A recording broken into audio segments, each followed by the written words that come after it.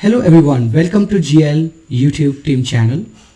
We are here to talk about how to start with Microsoft Teams chat as well as audio and video conferencing.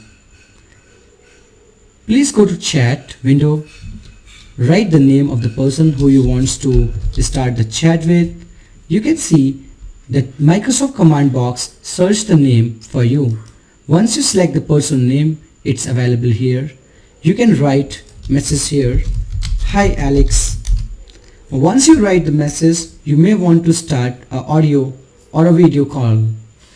Go to this button to make an audio call with the person.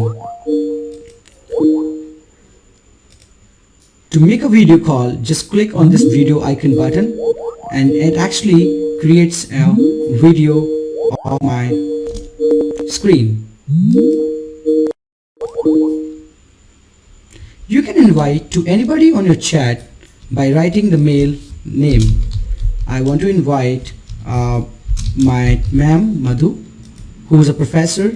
I just say, hey, we have professor joining. Since you know how you can add your chat to a Microsoft person, let's go to the next video where I'm gonna go and show you how you can create a new Teams and the channel. Thank you for watching. See you in the next video.